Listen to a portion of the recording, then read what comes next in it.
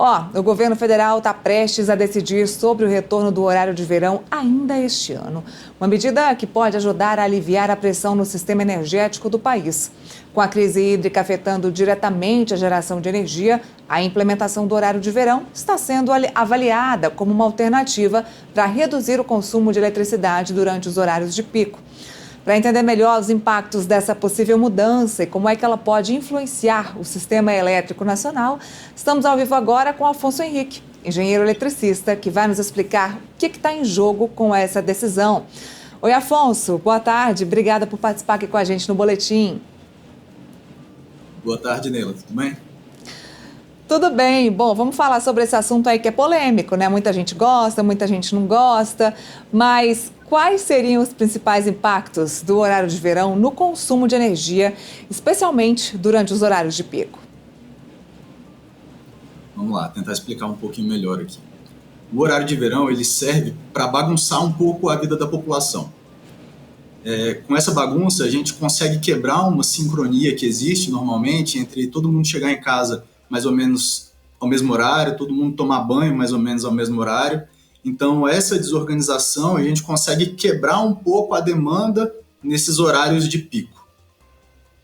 Bom, com isso a gente consegue uma economia. O que pode ajudar? O que está em jogo nessa história de bagunçar aí a rotina, o cotidiano do brasileiro?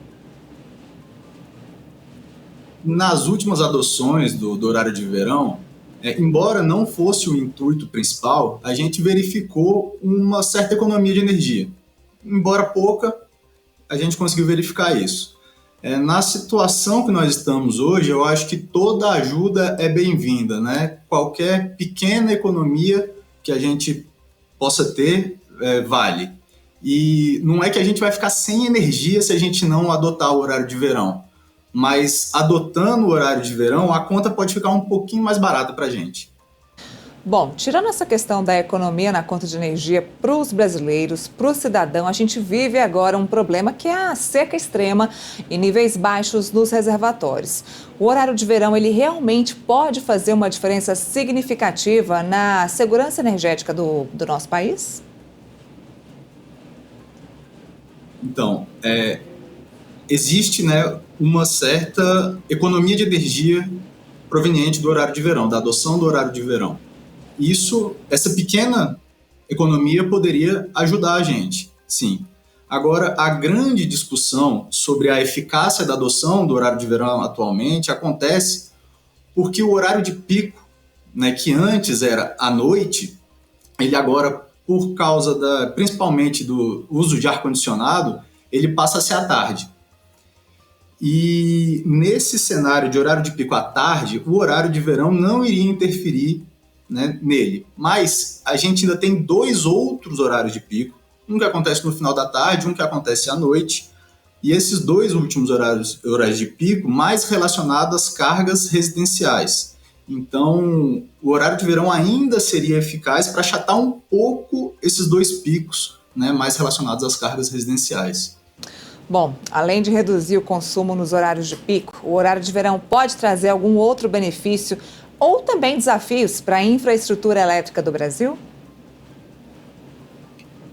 O benefício, sem dúvida, da redução do horário de pico é a postergação de investimentos. Então, com a mesma rede, a gente consegue suprir uma carga um pouquinho maior, né? Um avanço maior, um aumento maior da carga se ela não tiver esse pico. E quanto ao risco, não existe risco elétrico. O único risco que existe, eu entendo, é o risco social dessa desorganização que o horário de verão causa. Mas, quanto a isso, o setor elétrico em si está preparado para lidar com esse tipo de situação.